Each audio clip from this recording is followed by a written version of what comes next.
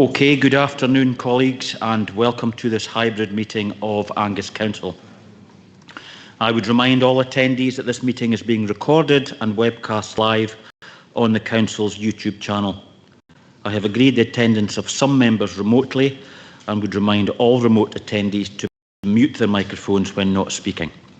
For any members of the public watching, please note that all the public committee reports, including details of specific recommendations, are available on the Council's website. Okay, agenda item number 1, Mrs Forsyth, are there any apologies for absence, please? Yes, Provost, an apology from Councillor Shepherd. Okay, thank you very much. Members, agenda item number 2, any declarations of interest or statements of transparency. Councillor Duff, thank you. Yeah, thanks, Provost. It's item 10, report 226. I'm a council-appointed director of MGLL, so I will leave the meeting at that item.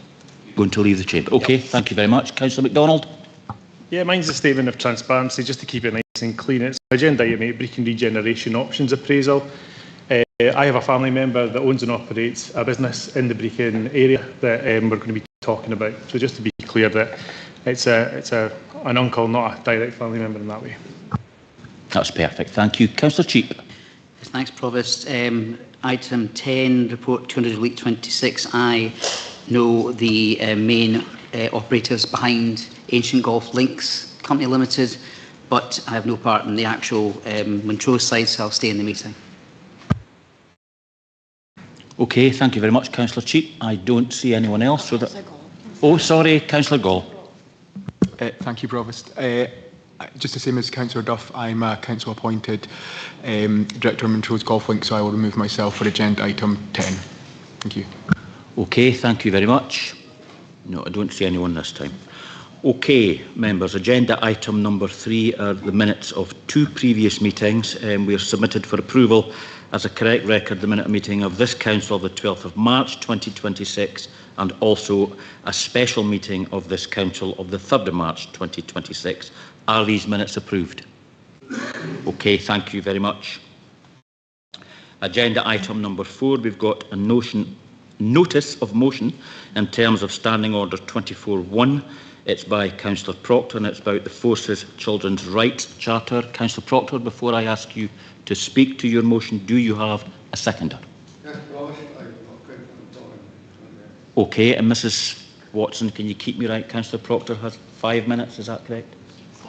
Okay, that's fine. Thank you, Councillor Proctor. Well, Provost, I'll keep it like myself, short, to the point. The motion, you can actually see fairly self-explanatory, and I'd just like to say that as someone whose children grew up in a military family, I've seen firsthand the unique challenges that Forces children can face.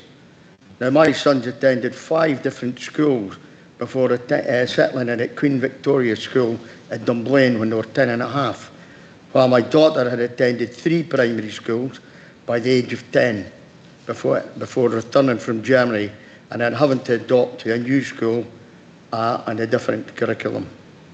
And like many Forces children, she experienced difficulties in adapting to the new curriculum, and she was treated differently because of her background. Thankfully, with the support of her head teacher, she was able to thrive and go on to achieve great things. However, not every child was fortunate enough to receive that level of understanding and support. Had the Forces Children's Charter existed then, my children and many others like them may have experienced a smoother and more supportive journey through education. That's why I'm delighted to move this motion. Today, there are children in Angus whose parents serve at the Royal Marines Condor in Arbroath, alongside many others whose parents serve in the regular and reserve forces. The Charter recognises their experiences and helps ensure their rights, well-being and educational needs are properly understood and supported. I am confident it will make a positive difference for Forces children and young people across Angus, both now and in the future. Colleagues, I ask you to support my motion. Thank you very much, Councillor Proctor. Councillor Dorn, thank you. Yeah, thank you. Firstly, I just want to thank Councillor Proctor for bringing this motion, and as convener for Education, Family and Justice, I'm really pleased to support this for all the reasons that Councillor Proctor has outlined. And in Angus, we've got a long history of supporting serving personnel, including veterans and military families. And just want to highlight, behind every servicing member of the armed forces, there's families and partners that support them. And these are people who are within our communities and a part of our community in Angus.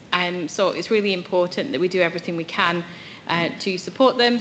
Our Armed Forces Family Support Team has been recognised for their good practice in supporting children, young people and families in Angus who come from an Armed Forces background. And we have dedicated teachers and support for these groups in Angus, and they provide specific support at transition points and supporting change, loss and separation, and with health and well-being as well. And there's a number of things as well that are coming, including setting up some new clubs and also podcasts. And as a parent, I've already seen this communication go out this week as well, which has been really great to see that. As well as opportunities for armed forces families to come together for activities as well. So I just wanted to mention some of that as part of this work that's already undergoing, and recognise that this week recognises those who have given service, who are giving service, but this motion is about kind of recognising the families that support them and serve with them. Okay, thank you very much. Any comments from members? No. Is the motion agreed? Okay, thank you very much. The second motion is new build infill. Councillor Dunno has submitted the motion, and likewise, Councillor Dunno, do you have a seconder? Yes, Provost, to do it's Councillor Whiteside. Thank you very much. Councillor Dunno, you've got 5 minutes as well. Thank you. Right, thanks, Provost. We have all had the emails. My house is too small. My children have to share a bedroom, and they are teenagers. My mum can't climb the stairs. She needs a downstairs property. None of these constituents want to leave their area, or their schools, or their friends. But suitable properties all seem to be miles away. The solution is on our doorsteps, and I have walked past the land available in my ward, which is owned by the council. Previously, I have asked housing officers to consider kit houses for fast access to affordable housing. Other councils have used multi-storey timber construction systems, which can be transported and be put on sites, which may have limited access for traditional house building methods. I urge my colleagues to support my motion, which may result in a local building contractor applying for building these infill sites, which would be less of a financial strain on them than building extremely large sites. And there is even a possibility for a kit manufacturer to work with them to increase jobs and houses in Angus. Thank you. Thank you very much, Councillor Dunno. Councillor Whiteside, thank you. Thank you, Provost. I welcome this motion. As Councillor Durno set out, our housing is under pressure. Our housing revenue account is also under pressure, and we'll hear a little bit more about that later on on the agenda when we talk about the Brechin situation. So that's even more reason to use every tool in our book to increase our supply of affordable housing. We need blue sky thinking, we need imagination, innovation and ambition, and perhaps a pilot programme to explore modern methods of construction in smaller sites that wouldn't be the traditional sites that we would build on. So I just hope that everybody will support this, and we can have a fresh look at how we build and achieve our housing targets. Thank you. Thank you very much. Any comments? Councillor Cheap, thank you. Yeah, thanks, Provost. I'd just like to congratulate Councillor Dunno on bringing forward such an innovative idea here. Exactly what Councillor Whiteside said, bit of blue sky thinking. We own the land in the case that's been brought here, and if we can bring in local constructors to actually build these properties, on land that we own already. It's just a win-win. I can't understand why anybody wouldn't agree with this. Thank you. Thank you very much, Councillor Cheap. Any other? Councillor Speed? Thank you. Sorry, is this comments or questions, Provost? Either or? A comment, I think, is that correct, Mrs. Watt? Or can there be a question? Yes, you can have a question. Yeah. So my understanding is that we are already doing this within housing. I'm aware of certainly a number of neighbourhoods across Arbroath where we have delivered on small pockets of land to meet kind of quite bespoke needs. We've also used smaller parcels of land to add to larger new developments so that we can maximise the use of the land space in those areas. And we've also used small pockets during regeneration projects.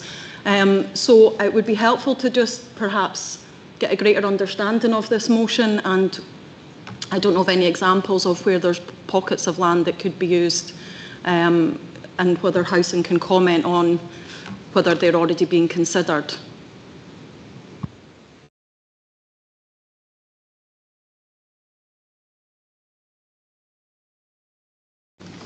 Okay, thank you.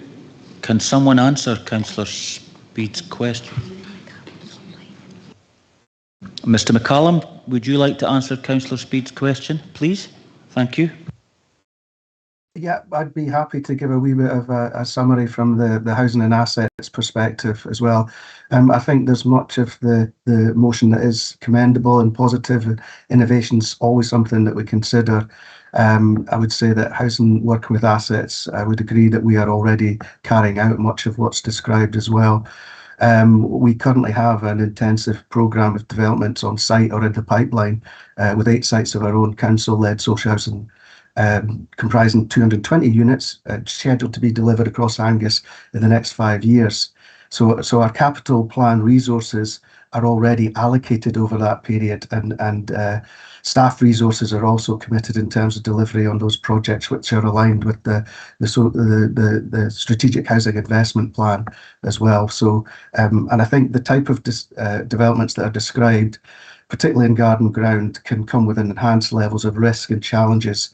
They tend to comprise of smaller developments with limited unit numbers and are therefore unlikely to significantly impact upon housing need in times of housing emergency.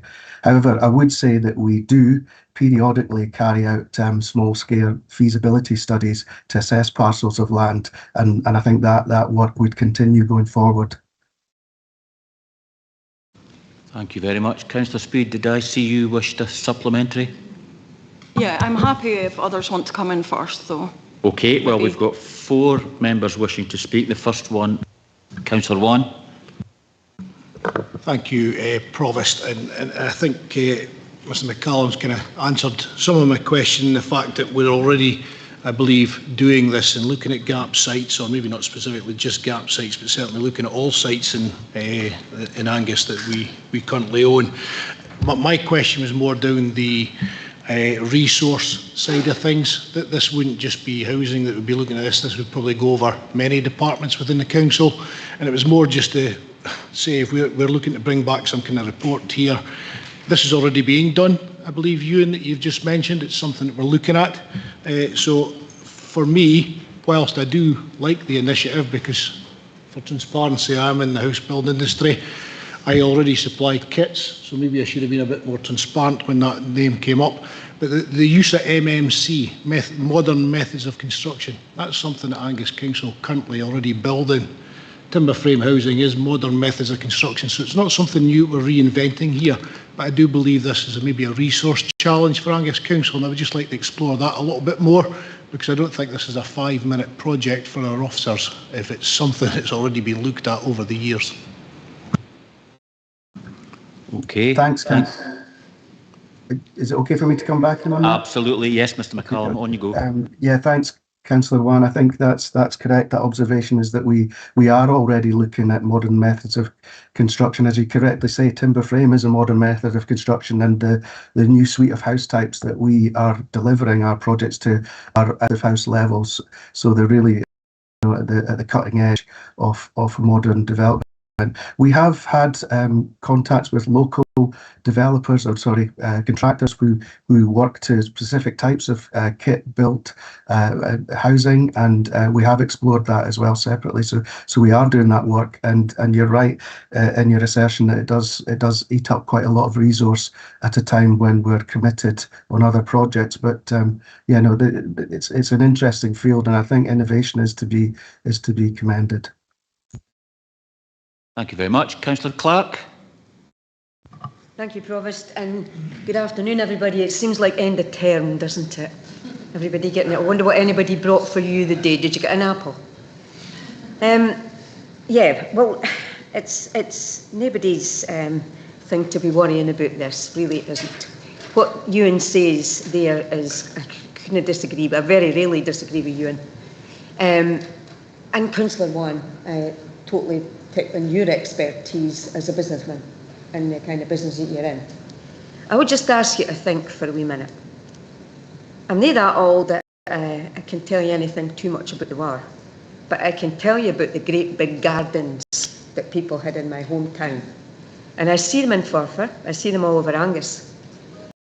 Back gardens that are overgrown, back gardens that, now I'm no gardener, so I'm not pretending to be. Back gardens that are being used illicitly for people occasionally building cars or looking at cars and in a way of producing some sort of industry. Very commendable, but nobody in the garden should be doing that. So I can think of, in the ward that my colleagues and I represent here in Forfar, there's areas I could think of, and I don't want to name it right now in case I would offend the people living there. But the great big gardens. And I also spent a long time in Aberdeenshire where you would have people, I can think of one big area in particular, just like I've just described, and in Dundee. But people that have their own land, now we're speaking about council land here, but people that have their own land and they've got quite a bit of it, they often split the few. And I think everybody in this room will understand what I'm speaking about. It's no different, really. And I take up when we speak about innovation. Well, innovation doesn't happen overnight. We're only being asked to look at something. And Ewan and I are very much on the side of another project that he's looking at. Will take some years. And that is to do our stuff in-house, any repairs or anything that we need to do. Called direct labour. He's been working on that with a team, and I hope that comes along the line. I'm not going to be sitting here forever, but I would like to think that, give us a chance. Support the motion, please. It will not do us any harm. Thank you, Councillor Clark. Councillor Braze, thank you. Yes, well, as we surely all know, the housing emergency, the housing crisis that we're in is not going to be solved by a magic silver bullet that just sorts everything out immediately. It's going to take lots of little things all working together, as well as some big major policy changes before we get anywhere near to grips with it. But small things do matter, and I don't expect Councillor Durno's motion, if enacted, is going to turn up dozens or scores of sites even, but it might come up with a few.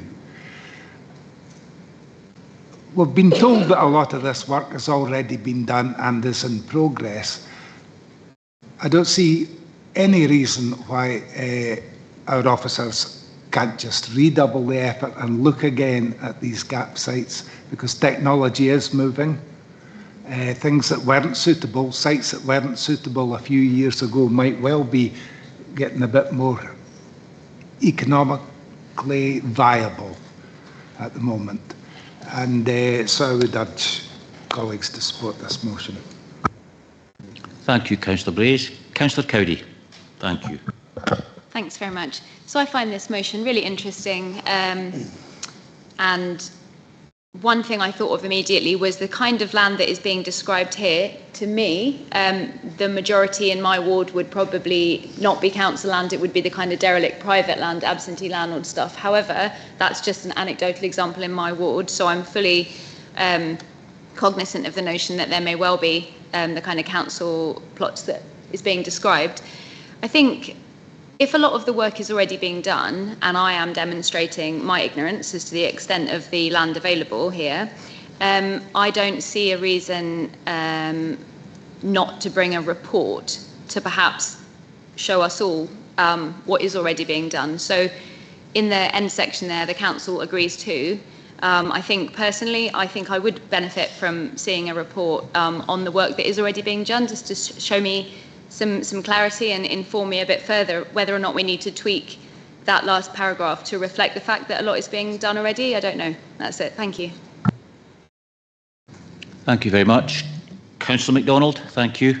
Yeah, again, I agree with Councillor Cowdy, which I seem to say a lot in these meetings. I didn't know we were doing garden infill developments. I should know that. So I think the report is essential so that we're actually, fully aware of what's going on.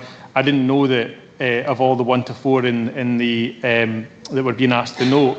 I knew we were looking at garage sites and other sites like of a similar nature, but I didn't know we were looking at disused and underkept and poorly maintained sort of garden sites for these sort of innovative solutions. And I totally take Ewan's point. I think that it's not a silver bullet and it's not instant, but that's not the point of the motion. The point of the motion is to look at all of the options we've got going forward, and it could come down the road.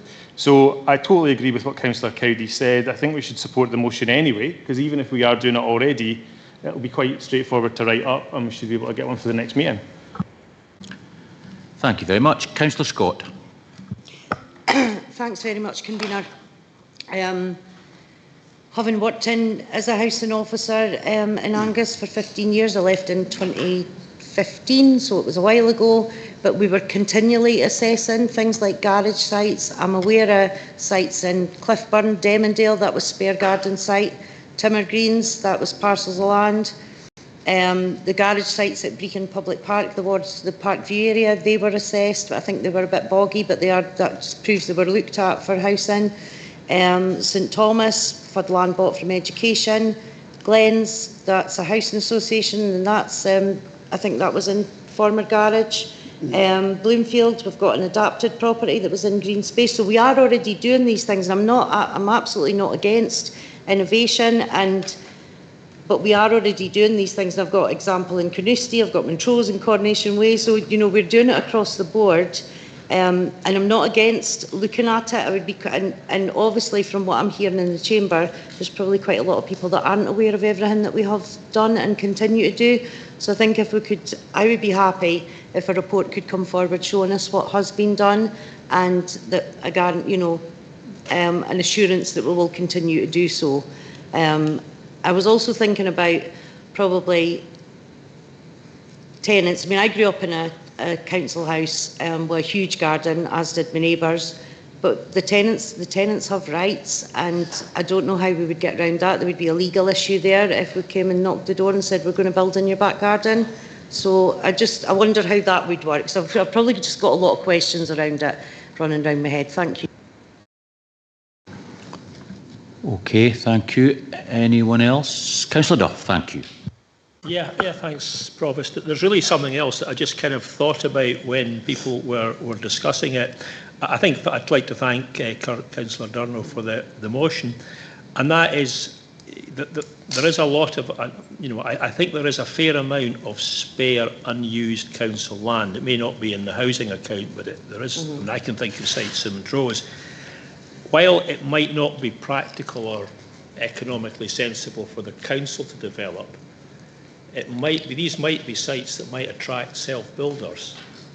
So, Councillor Braze has said we've got a housing emergency. It doesn't really matter who builds the houses. If it increases the housing stock, then it's an overall benefit. And I think maybe tweaking the motion, or almost saying, let's consider potentially self-build. Could we sell the land to someone who wants to build a house?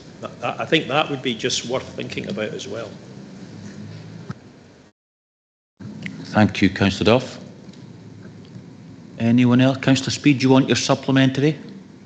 Yeah, Thank you, Provost. Yeah, it was just, I too would be keen to just have those assurances that we would continue to look at small pockets of land and garden space. I have a number of constituents and families who successfully stay on kind of what was garden infill sites. I'm aware how successful it can be, but I'm also aware of the complexities, as Councillor Scott alluded to when she spoke there. However, alongside that, I would urge as well that we do continue to focus on driving housing improvement, and that we look to really strive to deliver our current projects on time within our housing development plan. Thank you. Thank you very much, Councillor Speed. Okay then, there's mixed understanding, I think, in this chamber of this.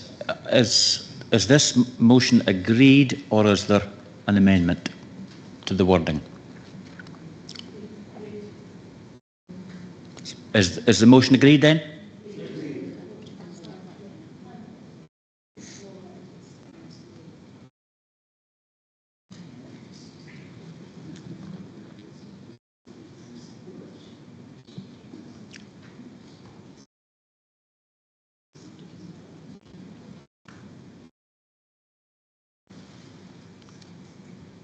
Councillor Scott, are you?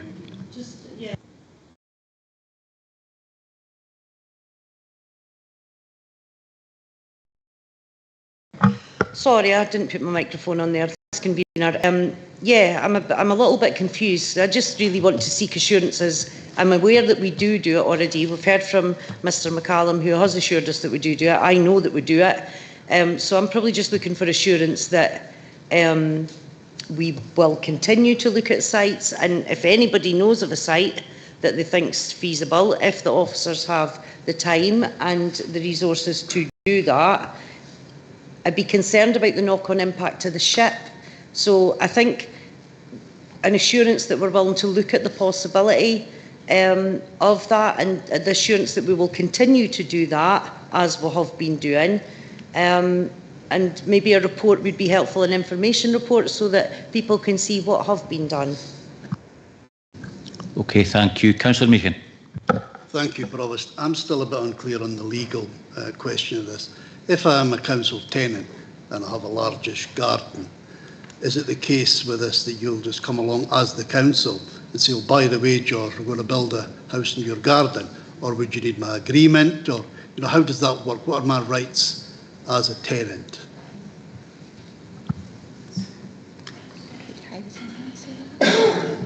Mr McCallum, can you answer that one?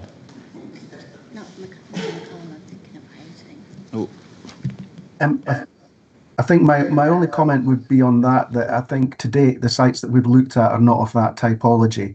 They tend to be spare ground behind council housing rather than actually within the body of the garden. So, and I think we'd need the guidance would need to come from legal. Okay, I think Claire Greenhill's going to. Thank you. If we allocate the house and that garden as part of that viewing and we've shown them round and that's their garden, then we would need to negotiate with them if we were going to be changing any rights to entitlement to that garden, and we would need their permission. Right, well, I'm getting confused now as well. I think we all are. Councillor MacDonald. Just, I think we're getting bogged down in detail here. We're asking about the prospects of, so say, using Councillor Meehan's example, I don't think anybody in this chamber would back imposing a house being built in some council tenant's garden.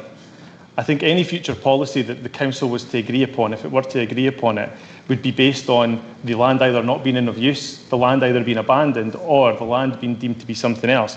What the recommendations are setting out here is about a paper for opportunities for in garden infill opportunities.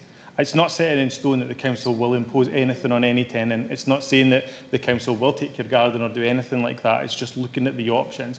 And as Ewan has already told us, if we're already doing this, any report I would suggest that comes forward should be pretty straightforward. And Councillor Scott's just said it. If we're already doing it, we can get a nice clean report that tells us exactly where we stand with this sort of thing. But if we're not looking at the garden options, is it too hard? Is it too difficult? I think that's something that could come as part of this motion as is. Councillor Cowdery, and then we'll have to make the decision, I think. Thank Thank you. Thank you very much. Yeah, sorry. I think perhaps it's just a question of the motion not necessarily acknowledging that this work is already ongoing, but I think the rest of it is fine as is, personally. So if we were just to work in some sort of wording to acknowledge this is already happening, because the motion as it stands does make it sound like it's not already happening, not necessarily deliberately, but I think it's a couple of wording changes would do the trick. Councillor Durno, do you agree with what's just being said? I did put at the bottom of the report, I did have a conversation with Housing about this motion before I actually went through for it. That the background on this is that Bristol Council are doing it at the moment, and it's actually land that's been left. I mean, I've got examples of land that have been left, maybe been an old play park or something, but it's no longer a play park, no longer a car park. It's just left behind houses abandoned. And the fact that we own this land and it's not being used productively, this is where it's come from. If we're doing this already, then why is these lands still here then? That's what my question would be. And the actual motion is to look at a report to see, as Jill has said, to look and see where have you done this? You've done it before. Let's see if we can do it again, because we need to continually look for more housing for the council. So this is a report for that. We're not going to go to somebody and say we're going to come and take your garden away. It's the fact that maybe somebody's in a 5-bedroomed house and they're a single person. They're maybe planning to go into a home or something, and they have a massive garden that could be adapted. You know, this is just looking at the report. It's not actually implementing anything at the moment. Thank you. No, I think basically what we're saying is we're continuing what we're already doing. Is that the feeling of the chamber? Councillor Macon. That seems to be my understanding. We're asking to continue doing what we're already doing and asking for a report on what we're doing, and we know we're doing it. Sorry for that. Okay, on that basis then, sorry, Councillor Cheap.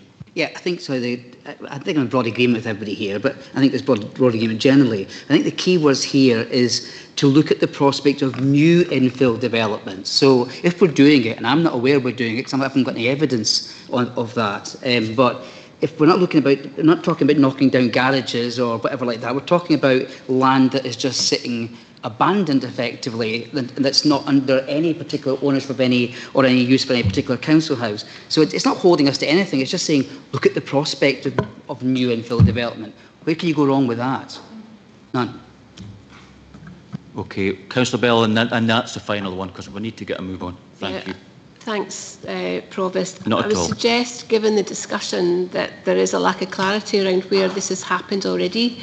So maybe the report could include that as a narrative, where it's happening, the kind of sites that you can use as a case study perhaps, and the opportunities that might then exist in as expressed in Councillor Durno's motion, because it doesn't sound like people have a good understanding of what has been happening. So I think that would be helpful to get us all on the same page. Thanks. Thank you, Councillor Bell. On that basis then, are we agreeing, or is there an amendment? Is that agreed? Provost, can I just come in? Yes, of course, Mrs Watson. Thank you. So just to confirm, there's been a lot of discussion. So we're agreeing the motion as it is written and presented on the agenda. Is that what's being agreed? No amendment has yet been put forward, but if any members want to put forward an amendment, that is required now with the wording clearly stated. Councillor Meakin, thank you. I mean, just for clarity, if the motion is asked, the council agrees to that paragraph, then yes, we're happy. Yeah, and just to confirm, that is what the council is being asked to agree. So the report, as stated there, and just to confirm that that's in relation to council-owned land and not to any other land. Okay, thank you. Okay, is everyone happy? Is that then agreed? Thank you.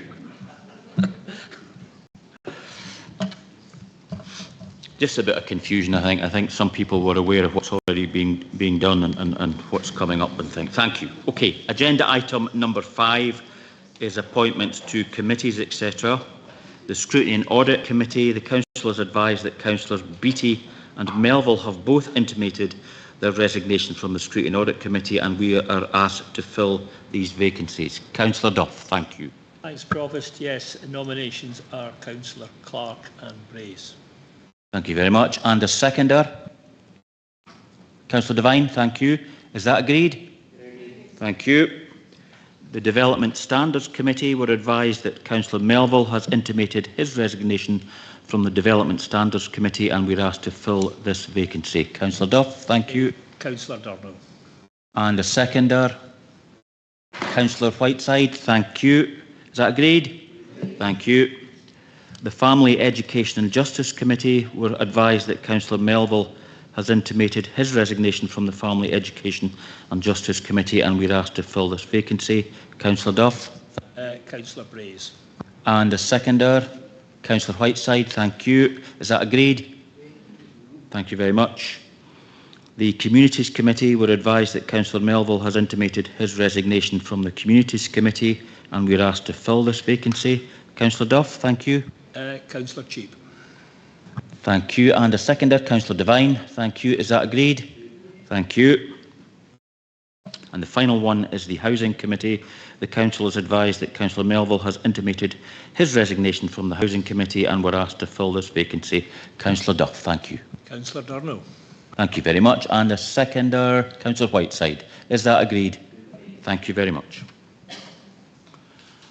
Okay, agenda item number 6 is the Accounts Commission report, Best Value in Angus Council, and it's a report by the Chief Executive, and it's either the Chief Executive or Mr Lorimer or both that's going to introduce the report. Thank you very much, Mrs Lindsay. Thank you, Provost. You've got myself today. I also note that Pauline Gillen is also on the call, should there be any questions that should be directed to herself. Members will be aware that this report sets out the findings from the Accounts Commission's Best Value Review of Angus Council, covering our position up to the end of the 24-25 financial year. I just want to start by recognising that this is a strong and positive report for Angus. It confirms that we're a well-run council with clear leadership, a shared sense of direction and a real commitment across both members and officers to continuous improvement and to taking difficult decisions that are needed in the best interests of our communities. The Commission has been particularly positive about the constructive working relationships within the Council, our strong partnership approach and the progress that we've made since the Best Value report was published. That gives us a really solid platform to build on. At the same time, the report is clear, and rightly so, that there is more to do, particularly in relation to strengthening how we demonstrate performance, accelerating pace of transformation and ensuring our financial plans are fully sustainable over that longer term. I think it's important that we see this as a forward-looking report. It recognises the progress that we've made, but it also challenges us collectively to go further and to go faster in key areas that we already know to be priorities. The improvement actions that we've identified and set out in the response to the report are therefore focused, proportionate and aligned with the work that's already underway through our change programme, financial planning and performance framework, and will be reported regularly to Scrutiny and Audit Committee. In summary, this is a balanced and a constructive assessment of our position. It recognises the strength of this Council while setting clear expectations for that next phase of our improvement journey, and I'm confident that we are all well placed to respond to that. Members are asked, therefore, to note the Controller of Audit's report, to accept the Commission's findings and approve our proposed actions. As I said, Ms Gillen is online and key officers are also present to address any questions. Thank you. Thank you very much, Mrs Lindsay. Are there any questions from members? Don't see any hands. No. Councillor Meehan, no? Comments? Well, we'll go to comments then. Councillor Meehan and then Councillor Duff. Thank you. Thank you, Provost. Members obviously have read this report. This is an excellent report with no remedial actions from the Audit Commission, which is fairly unusual. That said, we have actually put 9, if you like, recommendations or pieces of work that we plan to carry out over the next period, which can only improve the work that we are doing. It's worth mentioning that in the report it actually singles out our joint working within and out with the Council. It's described as effective, our leadership is described as effective, and that we are a well-managed Council. We should welcome this report. It is an excellent report, and following the meeting with the Audit Commission, there was nothing in there bad to say about Angus Council. So it's a success story. I must say that it's a success story not just for the current administration, but obviously it goes back to a period when the current administration wasn't in administration. So any, if you like, the quality of work, it goes back to the last administration and possibly even before that. Thank you. Thank you very much, Councillor Meakin. Councillor Duff, thank you. Yes, thanks. I mean, I attended the meeting a couple of weeks ago with the commissioners. I found that a very useful meeting. It was good to speak to them directly and hear their thoughts from the sort of horse's mouth, so to speak. As Councillor Meakin said, they've been very complimentary to the Council. They say it's a good report, we should be pleased about it. There are clearly things we do well, and there's some things that we could improve on. That's covered. I think we discussed the various issues, the challenges we have, about the size of the Council, some of our particular peculiarities, if you like, the success of our change programme over the years, but now that is getting increasingly difficult. So yes, I thought it was a good discussion. I mean, I think I was really reassured that sort of at least two of the people we spoke to, one of them had been a long-standing finance officer, I think, in the councils, another one had been a long-standing councillor, and I think that gave the views of the commissioners a lot of weight as far as I was concerned. That was good to hear. So yeah, I think it's a good report. We should be pleased about it. But yes, we know that there are challenges ahead. The financial challenges are ever present, and there are things that there are some things we still need to do better. But it was a very good report. We should be pleased about it. Thank you, Councillor Duff. Councillor Proctor. Thank you very much, Provost. Just to add on what the Leader of the Administration and the Leader of the Opposition have said, like Councillor Duff, been a long-time member, and it's actually good to see a report like that. And one of the things I'd just like to say, it's a great credit to our officers, for Chief Executive and all the officers who help us run the Council. Angus Council is a good team, and it's working well, and long may it continue. Thank you. Thank you very much. Councillor Cheap. Yeah, thanks, Provost. I think I concur with most of what's been said. I think I'm actually personally less concerned about the views of the Accounts Commission. I think we need to listen more to our residents, and I think probably our residents would say, well, acknowledging this, that we'd probably get a report card saying could do better, and I think we should acknowledge that as well. And I think that's who we answer to, that's who we should be taking into account all the time. So before we pat ourselves on the back too much with this, always should be thinking to challenge ourselves and do better than we're doing. Thank you. Thank you, Councillor Cheap. Councillor Gall. Thank you. Thank you, Provost. Just quickly, from page 21, the Council is well run, and I think with a budget that's 27% less than it was in 2013-2014, we know there's huge challenges, but to be at this point, then that's something positive to look forward to. But certainly in the next 5 years are going to be hugely challenging, but we do seem to be in a good place to try and tackle what's coming ahead. Thank you very much. I don't see any other hands, and we have the recommendations in front of us. Is the report agreed? Okay, thank you very much. Agenda item number 7 is the Staff Capacity Issues, Temporary Investment in Specific Tasks, Projects Funding, and it's a report by Mr Lorimer. Thank you. Thank you, Provost, and good afternoon, elected members. So when the Council agreed the current year budget in March of this year, it was agreed to set aside a sum of £1 million as part of the 3-year reserve strategy to support temporary staff capacity and temporary investment in specific tasks and projects. So this report advises members of the recommendations for use of that funding and the process adopted to reach those recommendations, including the assessment criteria and ranking of bid proposals.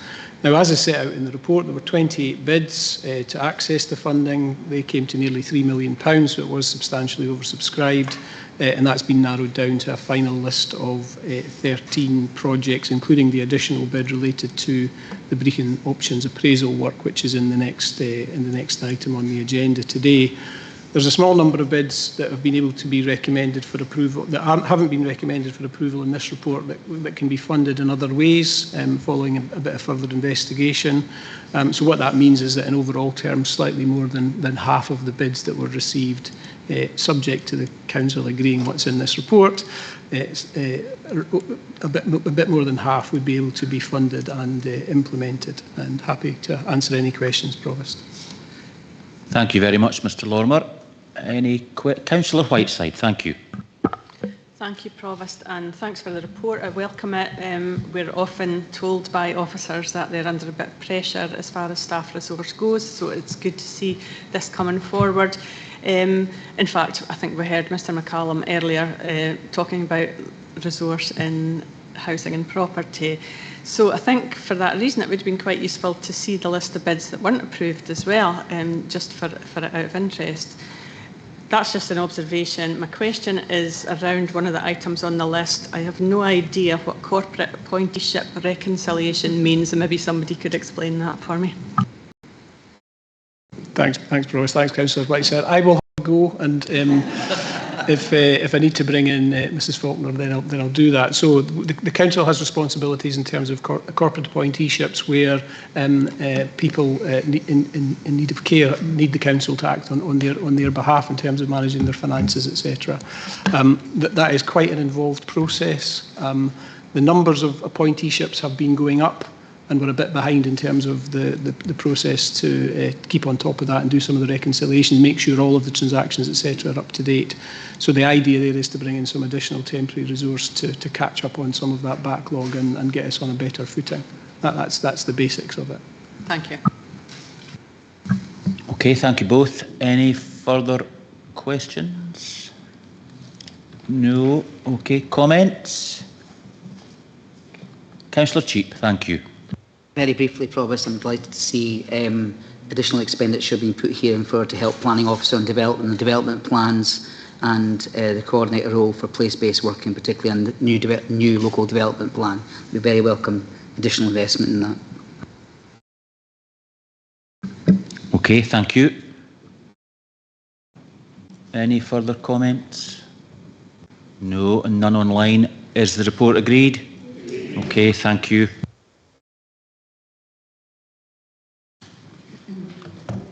Agenda item number 8. Oh, sorry. Okay, seen it is very warm and very uncomfortable in here. 10-minute recess, is that agreed? Thank you. Can we stop the stream, please?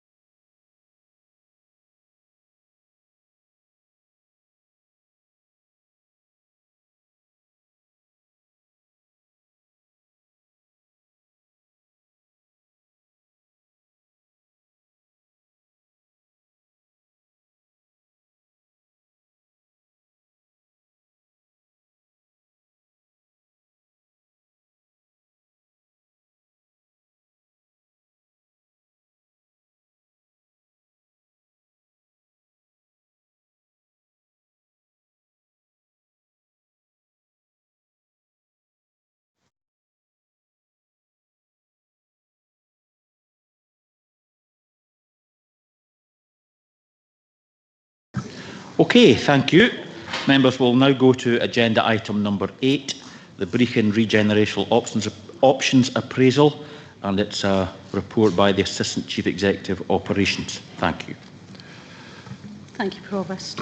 Agenda item 8 seeks agreement for the set of options that would be used for a full and detailed appraisal for the Brechin River Street area. As the report notes, we are now at the point where a structured, evidence-based process, which follows the Council's options appraisal process, is essential to support a long-term decision. This report includes details of the work that has been carried out to date in relation to housing, flood protection and general community wellbeing, and proposes that, if agreement is granted today, the outcomes of the options appraisal process is reported to a special meeting of Angus Council in September. The appraisal will examine 5 main strategic options and 5 scale-based sub-options, testing not only what should happen in the BRSA, but also where and to what extent intervention should take place.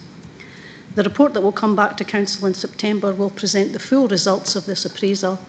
This will include the scored assessment of every option against the agreed objectives and weightings, updated technical evidence on housing, land use and the flood protection scheme, valuation advice from the district valuer, including acquisition and compensation estimates, community engagement findings, including open space design work, and a clear recommendation on the preferred option supported by the evidence base.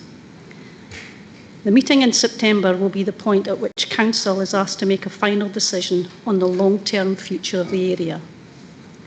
As we near the end of the 3rd year since Storm Babette, our priority is the residents of the Brechin River Street area, particularly those who await a decision that may allow them to move on with their lives. I'm joined today by Jill Patterson, the Chair of the Operational Group, and colleagues from each of the directorates involved directly in this work. Officers will be happy to answer any questions. Thank you.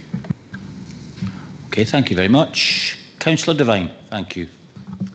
Thanks, Convener, and thank you very much for the briefing on Monday. That was very helpful. But one thing I forgot to ask at that point was 4.11, where it said that the Inchbound and offset wall, River Street glass panels, East Mill Caravan Park have been progressed to detailed and technical design stage. How far has that gone? Thanks for your question, Councillor Devine. So as part of the design work on the flood protection scheme uplift, there was a series of options for each of those 3 areas. They went out to public consultation in December, at which point colleagues from Capital Projects and also consultants JBA attended a number of sessions with the community to explain the options within the context of each of those 3 and seek responses which are set out in paragraph 4.10. So we got 90 responses to the survey and also in-person feedback at those December sessions. The recommended options to progress to that next stage of detailed design work were those options that are set out in 4.11. So that is more detailed work on each of those specifics. So within the Inchbound, there was, I think, colleagues will be able to update me, but there was a series of 3 different options for the Inchbound. The recommended option that went forward was the offset wall, the same with River Street, the glass panels, and the concrete wall for the East Mill Caravan Park. So consultants, along with the Capital Projects team, have been progressing further work on those specifically. That work is nearing conclusion. It has taken slightly longer than the programme. It was due to be finished in end of April, early May. It has taken slightly longer just due to the complexity of the engineering work to take forward those specifics on those. And we're hopeful that that will come back in the next few weeks. That information will feed into the options appraisal. So when the options appraisal comes back in front of you in September period, it will provide the detail of the engineering, the costing and the design of those 3 specifics. Okay, thank you. Councillor Beattie, thank you. Thank you, Provost. none of the maps that are provided for this paper include the Middleton Park or the East Mill Road, Mitchell Drive areas. Now, from the outset, we spoke about making sure that these areas are not left feeling abandoned, and that was something that the steering group we all agreed on. Can you provide some assurance that this is not the case? Because, you know, obviously the members of the public were not available for the briefing that we had. Thank you, Councillor Beattie. As you recall from previous papers to Council, we had ruled out a full managed retreat of the entire Brecon River Street area. The geographical options and the extent have been developed as part of this exercise, and it's important to draw a line somewhere. We have to do that to enable, one, that we have a series of options. We could have had probably 10 times the options, but to really draw that into decision making, we needed to scale back and look at what was practically feasible within that context. The areas that are identified within the appendices have, you'll see explained within the report why we've identified those specific areas, and obviously within the context of looking at whether we do works to the flood protection scheme or not, will feed into the options appraisal in terms of feedback from both residents of Mitchell Drive, residents of Middleton Park, and also businesses within the industrial estate and also at the Matrix site. So that will factor in as part of that. As I say, we could have taken, I'll call it the red lines, slightly larger. I suppose the question is around where do you draw that, and how might that set a precedent for future, future circumstances such as these. So, for example, we are aware that there was residents at Finhaven and Tannadice that were flooded equally, and if we start to include additional areas, I would expect residents to come back and say, well, what about our area as well? What we have looked at, and I know had been raised by elected members, was we're looking at the flood protection scheme uplift, so that will feed into the options appraisal in terms of how people feel about flood risk within the area, and we'll make sure that is captured as part of that. Also, in looking at the design of the open space, some of the feedback we've had is, can we design the open space to look at additional areas of protection? We need to be careful around the minute you alter levels, you have a downstream impact elsewhere, or you have impact on something else. So if, for example, that is an option that is either recommended or a decision taken later in September, I would suggest that there's a further piece of work. If that is something that elected members want to look at, we would need to look at that as quite a detailed design exercise because of the potential impacts that any altering of levels has to that. And that would also need to be weighed up in the context of whether we do the flood protection scheme uplift or not. A supplementary, Councillor Beattie. Thank you. Thanks. Thanks, Jill. You actually answered part of my supplementary there. But I just want to sort of seek some assurance that, if we do the open space stuff, and I know that this is early on in the stage, and what we're looking at with the open space hasn't even been decided yet, and it's way down the line. But I think that the residents in that area, Middleton Park, East Mill Road, they need to have some sort of kind of assurance that they'll have benefit from some kind of protection down there. And I totally appreciate that you don't want to create an issue that affects others downstream. But in the grand scheme of things, the volumes associated with those areas is almost inconsequential compared to the actual area that was flooded.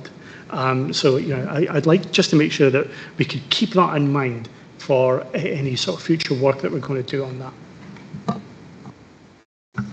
Thank you, Councillor Beattie. So yeah, that will absolutely feed in. So obviously, when we look at the options that we have on the table, one of those options is we're doing work to the flood protection scheme, and the other option is not. And then we've looked at two different options within that, which includes a rebuild option and also an open space option.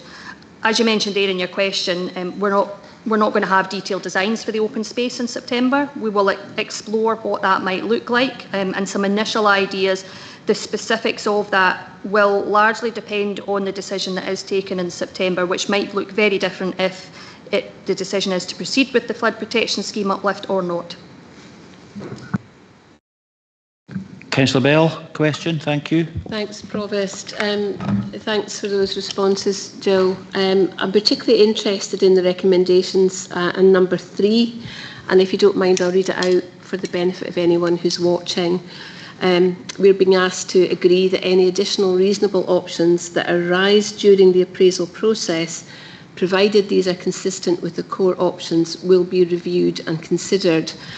I'm just keen to know how these potential new options coming from the community will be explored, developed and potentially scored, so that people feel that they're being dealt with properly in the process.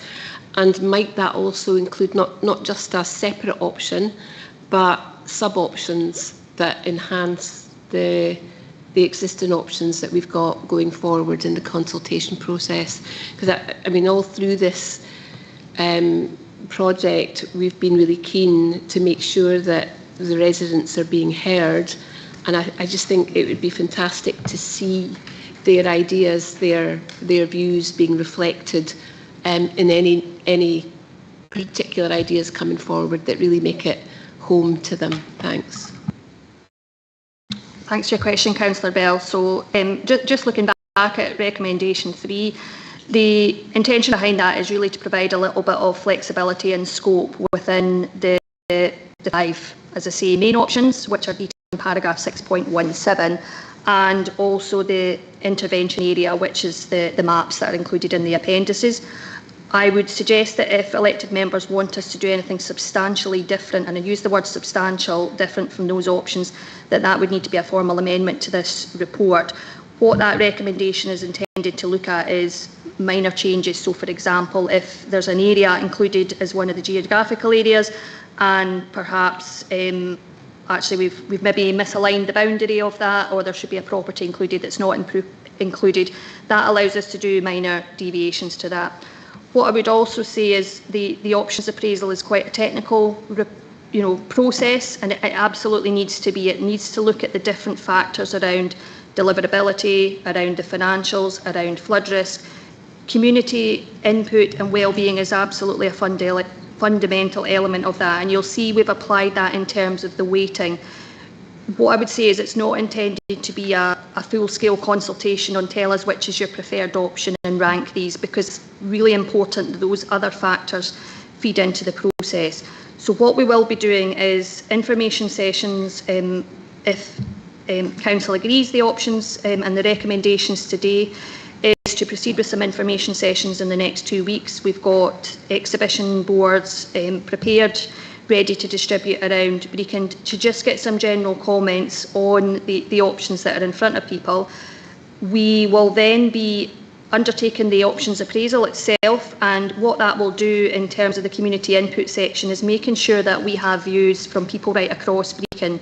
Most of the input we've had today has been very prescriptive to residents in the Brecon River Street area, private owners within the Brecon River Street area, a little bit of business input, but it's important that we make sure we've got as broad a cross section as we can, and a representative group as part of the wider area. If we start to add in quite substantial changes and additional options, there's a danger that the options appraisal starts to go off track. So the options that we've recommended to you today, we think are based on a sound rationale. We've ran those past colleagues in different departments to draw those together to make sure we've got a refined list of reasonable alternatives within that parameters that people can make views and comments on, but it's not a full-scale consultation that says give us everything you've got, because we know there are lots of other options. We've tried to define that as best within the parameters that are set out in the options appraisal. Okay, thank you. Councillor Scott. Thank you, Convener. Yeah, I was actually going to ask what Councillor Beattie asked. That's something I would like to thank him for getting in before me, Chris. Thank you. That's something that Chris, Gavin and I have been quite clear on during the steering groups, that, you know, if there was open space, that there would be some sort of bunding or some sort of flood prevention put in place, and understand, Jill, that would need to be assessed around you know, moving water or diverting it somewhere else.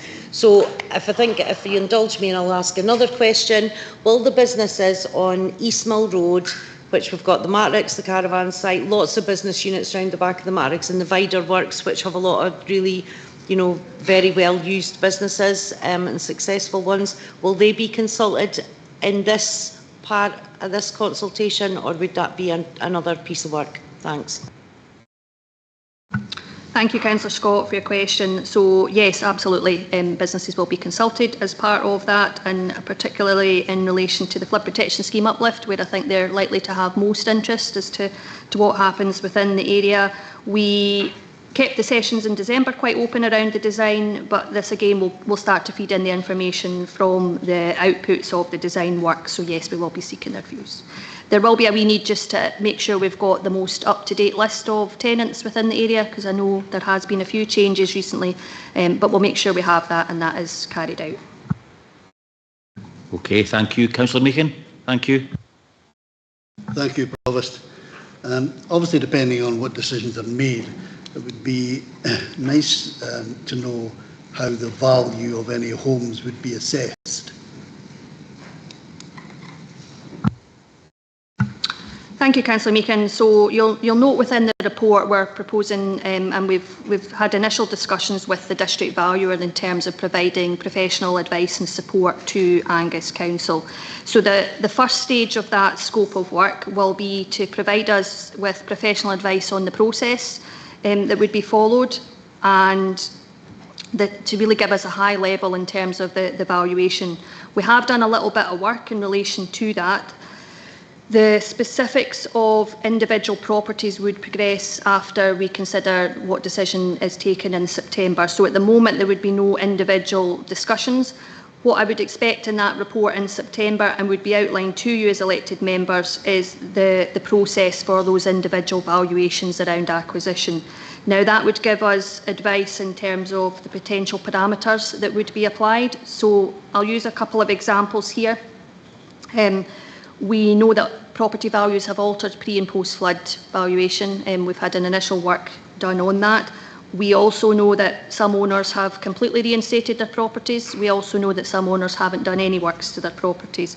So we would expect, and I've asked the district valuer to provide us with advice on what parameters would guide any acquisition process, and that would be outlined in the September report.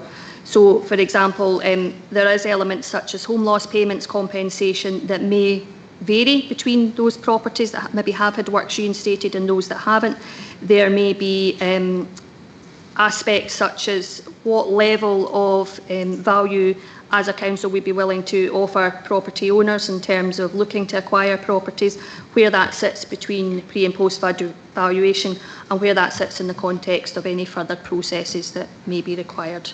I hope that answers your question. Okay, thank you. Councillor Whiteside, thank you. Thank you, Provost. Thanks, Jill. My question's around about the weighting at section 6.13. I totally understand the importance of community and community vision, social value and well-being, and I appreciate all the work that's been done in the community to date. However, we wouldn't be sitting here discussing this if it wasn't for a devastating flood. So I'm just a bit confused that the flood risk and environmental considerations come well below the community vision in the weighting. Thank you, Councillor Whiteside. So I wouldn't say it's been a straightforward exercise coming up with the weightings. We've gone into that in a lot of detail, and we've also tried to refine them to make them as straightforward as we possibly can. I think it goes back to a lot of the discussions we've had throughout the process, both as an operational group and in working with the community, and input we've also had from Scottish Government around the importance of people having a voice within that particular process. So, as I mentioned at I think in one of the earlier questions, it's not a community input having a ranking of the different options, but we felt it was really important as a group, and also from a directorate point of view, that scored quite highly in terms of the weighting that come forward to really reflect the specific impact that this has had on both tenants, residents, businesses within the area, that was given quite sufficient weighting in the responses coming forward.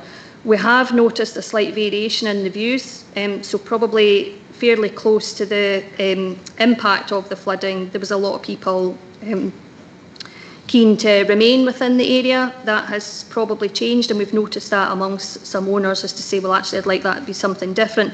We've also noticed a difference between the rebuild option and the open space. So I think it's important that that is factored in and is it addressed as part of the elements. Again, looking at the flood risk and the environmental considerations specifically, so yes, absolutely, the future flood risk it will be fundamental to any options appraisal, and that is why it does have a 20% rating within that element.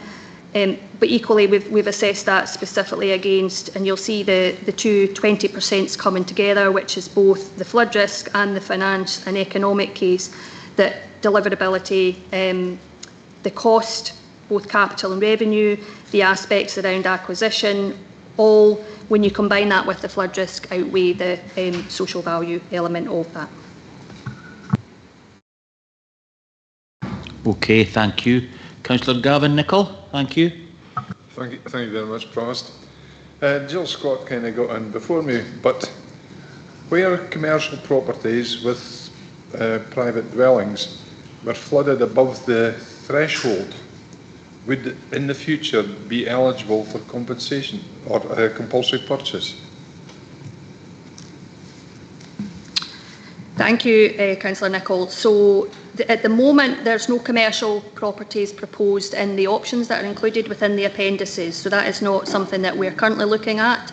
The compulsory purchase is always something of last resort. So you will always look for a voluntary acquisition as part of that. And at the moment, the options that are in front of you and that you're being asked to make a decision on is specific to the properties that are outlined in section 6.18 of the report. So those are the specifics, and as I say, there's no commercial properties within that. Depending on which of those geographical options and areas of intervention, both, I think it's options, the first four of that all include properties that were flooded beyond the threshold. We have included some additional options which weren't, and they're set out, I think, in area option 4 and 5. The rationale behind that was to look at, if we're looking at the area as a whole, in terms of a potential rebuild or open space, they're quite closely, they're effectively beyond the boundary of that open space. So it's to allow us the flexibility of officers to say, does it create a better residential layout if we include these blocks or not? Does it create a better area of open space if we include these options or not? As I said at the outset, it's difficult to actually draw it down to options. You could have lots more options. We could include commercial properties, we could include Middleton Park, we could include Mitchell Drive. The costs and the complexities of that start to increase the additional area that you include. That's not to say that that might be something that we want to look at in future. I think the danger is if you start to include a lot of additional options now, you're then extending the period that you get to be coming to a decision, and we're conscious that we have owners and tenants in that area who just want to know, do I do something with my property, or are you going to be doing something different with it? Particularly those who've maybe, we've got some people who've maybe done a little bit of reinstatement work, but they're probably living in quite a stark environment because they're not sure whether, do I put in new carpets and new curtains when you might be acquiring my property, yes or no. So they're living with that period of uncertainty, and as I say, yes, we could actually include other options, but it just adds another layer of complexity. Thank you. Councillor Speed, thank you. Yeah, thank you. We were, I think not long after the flood, we had a briefing presentation from kind of like a national leading expert who, explained all the kind of different impacts on children and young people in particular, and that, that trauma and, could be quite long lasting. I just wondered if you could give just a brief kind of update and assurance that any children or families or individuals impacted that have needed that kind of health and social care input to support them through this have managed to kind of access those services, quickly and timely. I'm happy to take that, if that's okay. I'm certainly happy to start, Councillor Speed, and obviously as a council we are keen that all of our staff are trained in trauma-informed approaches. It's one of our priorities. Our staff who have been working in the Brecon Riven Street area understand that everyone may deal with trauma that they have experienced differently, and I think that's the beauty of the engagement that we've been doing. They're about individual tenants, individual residents, and how each person may have dealt with this circumstance differently. Our officers know that whilst time has progressed and the officers' feelings about what happened on that night are now different, that our tenants, every time we ask them to speak about it, may be reliving that. They might not actually be in a position where they want to speak about it. So our officers obviously are dealing with every single person individually. And that for me is the nub of the next piece of work and has been the nub of the engagement all along. What we're speaking about now is what might happen to people's properties. And while we get the feeling that they want us to speak about that with them, we do not underestimate how difficult that might actually be, because we're speaking about people's homes that they've maybe lived in for a long time. So it's about our officers being sensitive and meeting the individuals about where each of them is at, because they will not all approach this in the same way. Thank you. Yeah, thank you. Thanks for that response. And I'm aware that, yeah, that kind of grief process or that trauma process, you know, will be different for everybody in their own unique way. And it could come in waves as well, or throughout, you know, the next phases too. So, yeah, thanks for that assurance. Councillor Duff, thank you. Yeah, thanks, Provost. Section 5.1 in the report, can someone just clarify exactly what costs we're talking about here, because these now do seem to be a more pressing issue. So I think we can all understand the rent loss, but what exactly are we talking about in council tax charges, and why are we still paying energy standing charges? I don't quite understand these two. I can understand the loss of rent, that's straightforward, but the other two charges, can someone explain what those are, and you know what when we've got a cost per month of the electricity standing charge, but what is the council tax charge and how much it is and how is it obtained? If I could ask Claire Greenhill to take that. Thanks, Councillor Duff, for your question.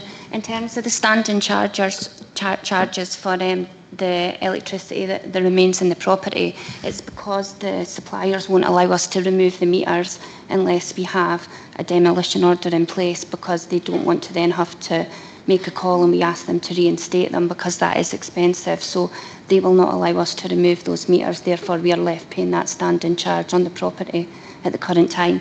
In terms of council tax, it's because we've gone without, you know, we've gone past the exemption period that we initially had, so we are paying, I think it's 90% of our council tax charge for those properties as well.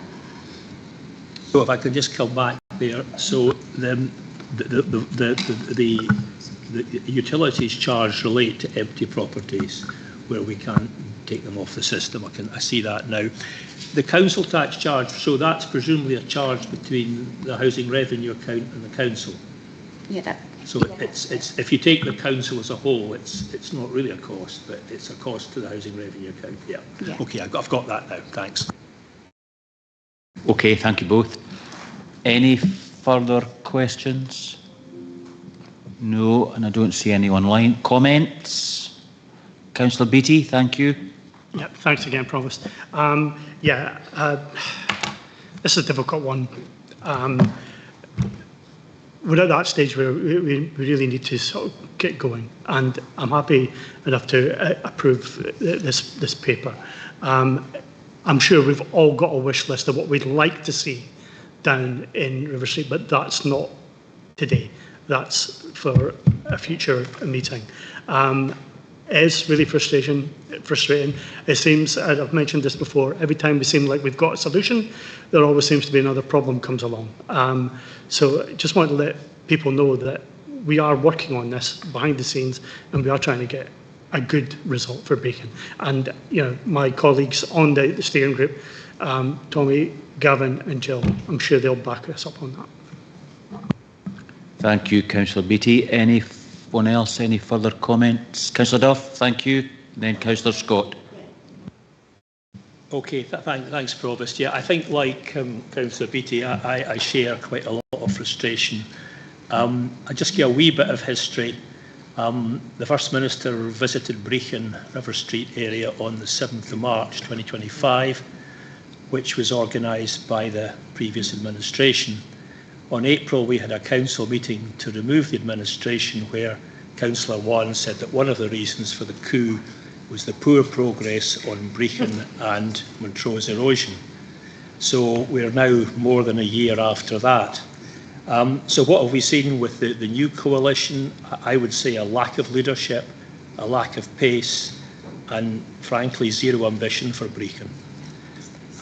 The previous administration provided the financial ammunition to do something with the infrastructure fund, which we set up in Budget 25 to ensure the Council had enough resource to deal with the pressing capital project issues. Specifically, we knew of the need to repair and enhance Brechin after Storm Babette, and we're also aware of the need to address coastal erosion in Montrose and deal with erosion and flooding in other spots. We believe correctly that government support would not be available to assist the Montrose project, and Angus Council will need to fund it. So if there's not resource available to accelerate Brechin restoration, then why not use the infrastructure fund to hire the necessary expertise and capacity for assistance?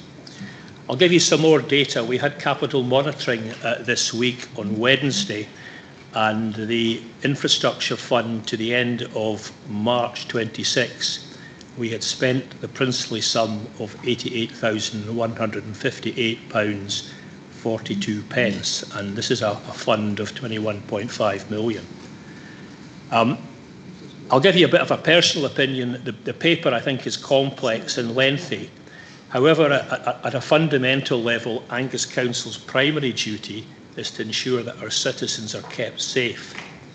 That surely reduces the myriad of options put forward. Would you feel comfortable about putting your family or friends into a house in River Street? I would not. I think answering these questions honestly simplifies our choices. There's now £36 million available in the infrastructure fund following the 26 budget. I think there is no excuse for the lack of action. Thank you.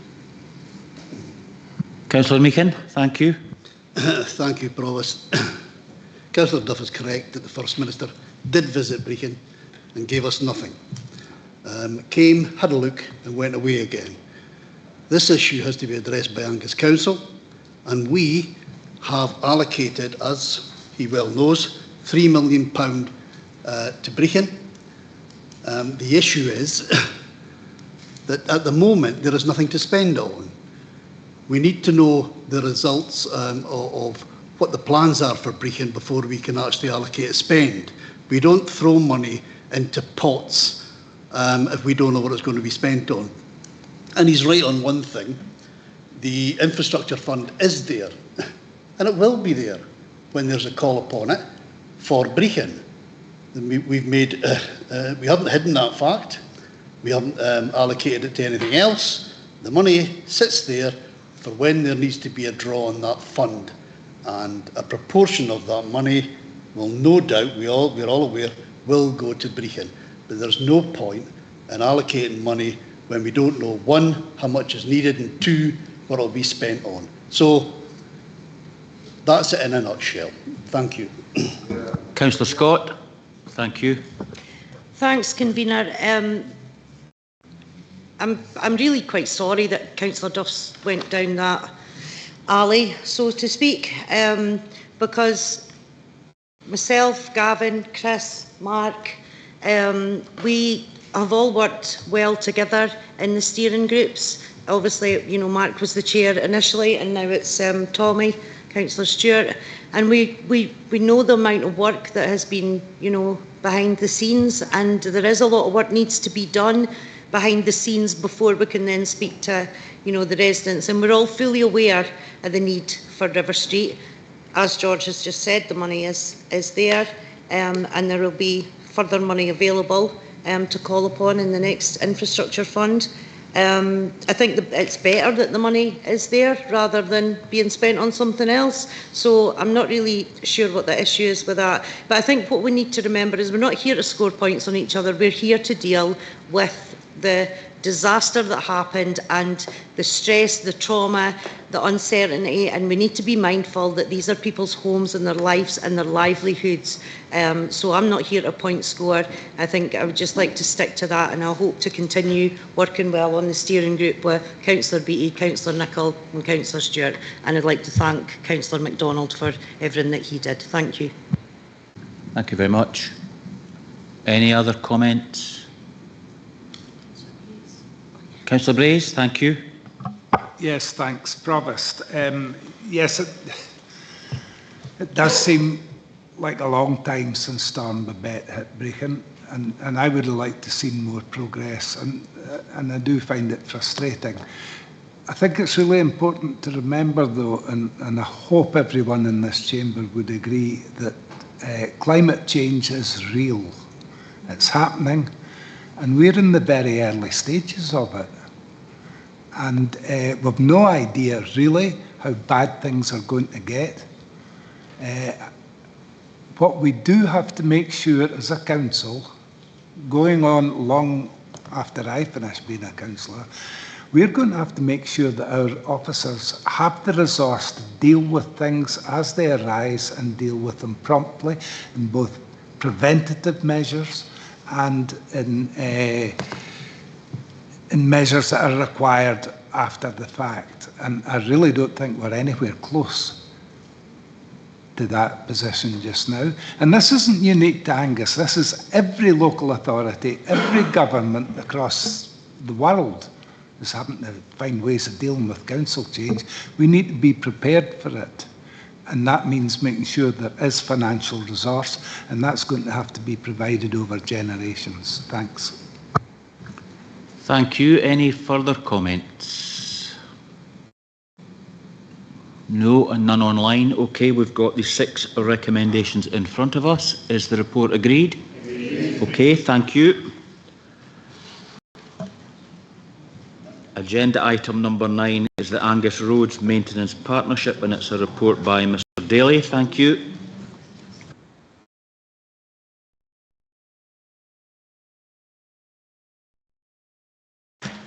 Thank you, Provost. This report updates members on the development of a partnership between Angus Council and Tayside Contracts to deliver roads maintenance works and services, and seeks approvals of the Roads Maintenance Partnership Agreement. Around 80% of roads maintenance and all winter services are already delivered by Tayside Contracts on behalf of Angus Council. This proposal therefore largely formalises existing arrangements rather than introducing fundamental change. However, it is intended to improve how we work, delivering greater value, efficiency and consistency while building on our experience of successful partnerships such as street lighting and fleet, and learning from long-standing arrangements in neighbouring authorities. A key feature of the partnership is strengthened performance management network with greater transparency and member oversight. This includes clearly defined performance indicators and a requirement to report annually to the Communities Committee. It is noted that the Council will continue to test the market. Around 20% of works will be tendered to the open market, and only projects up to £500,000 will be directly awarded. This ensures appropriate competition, benchmarking and value for money. Finally, members are asked to note that the partnership is proposed for an initial 3-year period, providing a clear review point to assess its effectiveness and consider future arrangements. And I'm joined in the chamber by Matt Robertson, who is available to assist with any questions. Thank you. Thank you very much, Mr. Daly. Councillor Proctor. Thank you, Provost. Thank you very much, Mr. Daly, for presenting this report. Thank you for organising the meeting this morning, which was very informative. I would just like to ask, can you assure that, as we discussed this morning, that our council officers will be robust in the supervision of Tayside contracts on roadwork throughout the county. Yes, I would just assure you, Councillor Proctor, that included in the partnership arrangements is there's a partnership board which consists of senior officers, so myself and Mr Robertson, who's service leader for roads and transportation, will sit on this oversight board where we won't be waiting on the annual report coming to committee. We will be having discussions with our counterparts in Tayside contracts. I think the ethos we are trying to develop here is that there's a shared determination between Tayside contracts, officers of the council and of course elected members to be efficient and be effective in terms of how we maintain a road. I think we're all very aware that's a huge challenge we face given the size of the road network and the ageing infrastructure. But if I'm understanding correctly, Councillor Proctor, where a robust discussion is required, we will definitely have that robust discussion. Thank you for your assurance. Okay, thank you. Councillor Bell, thank you. Yeah, thank you. Unfortunately, I wasn't able to attend the briefing this morning due to another commitment, and I understand that quality control issue was raised and discussed, so I really appreciate that. Obviously, I hate bombarding officers with emails on the back of complaints from constituents about things that are happening. So it would be great to see an improvement in that. But I also would like us to maintain that local link for any escalation and that won't be centralised, because I'm a bit worried about it disappearing into a bigger pot, if you like. But if we can keep our local links for escalation, I think that would be really helpful. Thanks. Yeah, just that's very much noted, Councillor Bell, and we'll definitely endeavour to do that, and I don't see this as any change to that. Okay, thank you. Councillor Whiteside, a question. Thank you. Thank you, Provost, and thanks for the report, Mr Daly, and thanks for this morning's briefing, which was really useful to those who could attend. So my question is probably more benefit for people who didn't hear the briefing this morning. The report states that no specific savings target is included, so just wondered if you could help people understand how this will translate into better outcomes for the public, for the Angus public. For example, do you envisage that the efficiencies will allow more work to be carried out for the same cost, or are benefits in other ways?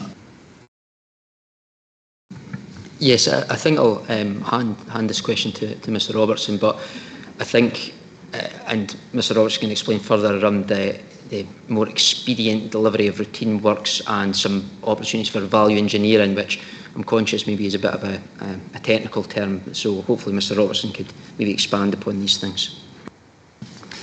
Thank you, Mr Daly. Thank you for your question. Yes, so in a nutshell, the arrangements here are expected to help us be more efficient so that we can deliver more with the available funding. Some specifics there, as Mr Daly mentioned, smoother, quicker delivery of the routine works that are within that £500,000 direct award limit. The value engineering, so that technical term, that's about getting the contractor involved earlier in our designs so they can actually help simplify the design, give us the feedback early on so that we can optimize that design. I think perhaps an additional, you touched on benefits to the public. An additional benefit is the annual programme, whereby we can set out what the annual programme is going to be. That's going to help us coordinate both internally, but also with utilities providers, and to provide better public comms and advance notice of disruption in the network. Okay, thank you very much. Councillor Gall, thank you. Thank you, Provost. I'm looking at page 117, where it talks about works being less than £500,000 directly awarded to Tayside contracts. So I'm just kind of looking at what current percentage of that work do Tayside contracts currently carry out, as is there a risk to our relationship with the local supply chain by excluding them from smaller works, and why specifically was that £500,000 figure picked? Thank you. As noted in the report, currently we deliver around 80% of work through Tayside contracts. So my observation is this shouldn't be a significant change, because we're committing to still testing the market for the 20%. So our contractor based, I think, depending on, bear in mind it does depend on how much budget, how much work is actually available out there. So I don't anticipate there being a major change. In terms of the $500,000, I think it reflects a reasonable value when we look at the range of works and how expensive some civil engineering works are. And one of the feedback we had from our internal staff is a clearer rule book in terms of what is routine works that could be directly awarded, and there needs to be a figure placed at some point. And again, we consulted with our legal colleagues, Ms Watson and others, just to make sure that this was aligned with still delivering best value. And again, it's detailed in the agreement. We're satisfied that is the case. So the $500,000 really reflects the value and the range of values that we currently deliver, and we feel it is it's an appropriate range, but it will be subject to review. This is a 3-year term. There will be annual reports come forward, so there'll be transparency about the work that we're awarding. So I think it is a good starting point. Okay, thank you. Councillor Speed, question? Yeah, thank you. I just wondered if you could kind of talk through how Tayside Contracts performance is currently measured and where it's currently at, and also what measures do Tayside Contracts have in place to train less experienced staff, and how will they recruit and retain experienced staff who tend to move on to winter duties, thus leaving experienced staff on road maintenance work? I would suggest Mr Robertson answers that one. Thank you, Mr Daly, and thank you, Councillor Speed, for your questions. So the first part, how are Tayside contracts currently measured? The current arrangements, we do have a quarterly meeting. It's called the HQ meeting, although no one is quite sure why it's called the HQ meeting. At that meeting, a set of key performance indicators are reported. They include, actually, maybe coming back to previous questions, there is a measure of the number of defects compared with the number of jobs, as well as a measure of the number of jobs completed on time. What I will say about that data is that it does read very well. It demonstrates that there are only a small number of defects. Up until Q3 of last year, it was around about 2 projects with significant defects out of a total of 50. Now, we're aware there's the data and then there's the anecdotal side to that as well, of course. We do acknowledge that. But ultimately, those key performance indicators do suggest good performance. We will continue. There's a draft set of key performance indicators in the appendix there. We will continue to measure them. We will continue to scrutinise them and also report annually for your own scrutiny on them to keep on top of those indicators. In terms of the second part of your question, we heard this morning from Tayside Contracts, who were at the briefing, around their focus on recruitment and training of local staff. The comment there was that actually the vast majority of their staff are within Angus or just over the Tayside borders, so these are local people. They talked about a conveyor belt of training and recruitment, and from my own visits to sites, I see that in action with the recruitment going on there. Okay, thank you. Councillor Durno, a question? Thank you. Thanks, Provost. I'm obviously on Tayside Contracts, and it's actually the risk management that I've got a query about. Under the description of risks, we've got here about the winter maintenance. Matthew touched on the recruitment. They are, actively recruiting for staff all the time. But when we have challenges, when we have like the snowplough drivers, etc., Perth tends to get a lot more snow and roads always higher ground. Bad winters compared to us. With this partnership, will we, still have to give priority to Perth for clearing roads, etc.? Because obviously they have got higher priority than what we have. Will this partnership make any difference, or will Perth still get the snowplows? No, I think in summary that this doesn't make any difference in terms of prioritisation resources. Tayside contracts do have separate units and there is resources dedicated to Angus. I would say that not just winter services, one of the benefits of Tayside contracts is the ability to share resources. We see examples for in fleet if perhaps they aren't able to, there's an issue with availability of mechanics in Arbroath, sometimes our vehicles could go to Dundee. So one of the advantages we do have that, but this partnership doesn't risk resources being directed to other areas when we have a requirement for them. The resources that are based at Angus, there will be primacy for Angus. I'm conscious I'm probably speaking on behalf of Angus of Tayside contracts here, so I'll maybe caveat that I can't speak on behalf of Tayside contracts, but I know based on the discussions we've had with our colleagues in Tayside contracts, that's the case. Okay, thank you, Mr. Daly. Any further questions? No comments. Councillor Braze, then Councillor Duff. Yes, thanks, Provost. We've been talking about our relationship with Tayside contracts since ever I became a councillor, and probably a lot longer than that. My own personal opinion is that Tayside contracts can do better. Councillor Cheap earlier said that we should always be striving for improvement, never be resting on our laurels, and I'm paraphrasing them there. But I see that this as potential. Proposals have the potential to deliver a better, slicker, more efficient management between Angus Council and Tayside contracts and in Tayside contracts itself. But that's only potential, it has to be delivered.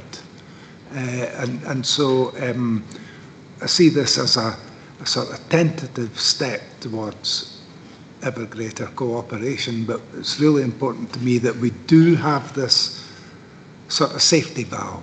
We do have this break clause. If things aren't working out, we can revert out of this.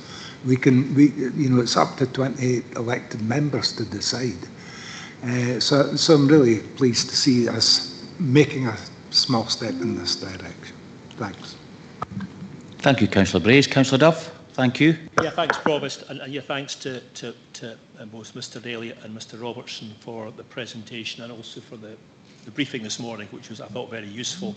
I mean, I'm certainly aware that senior management of Tayside contracts have been pushing in this direction for quite a long time. Clearly, it seems to work well with Dundee and Perth and Kinross, so we're not exactly skating on new ice here. It's a well-travelled path.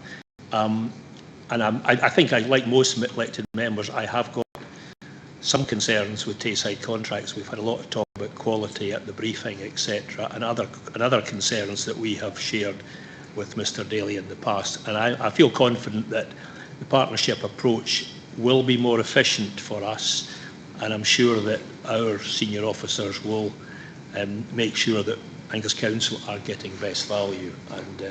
But yeah, obviously we still have the joint committee which will meet quarterly, and elected members are represented on that, and doubtless will share concerns there. But yeah, I think it is the way forward, and I'd like to thank officers for having come up with an agreement. And as Councillor Braze says, there's a get out clause if it doesn't work. Thank you. Thank you, Councillor Duff. Councillor Stewart, thank you. Thanks, Convener. Yeah, I was heartened, would you believe, after the briefing this morning. It's no secret that I've been quite vocal about the quality of work, especially in my ward, Montrose, over the past few years.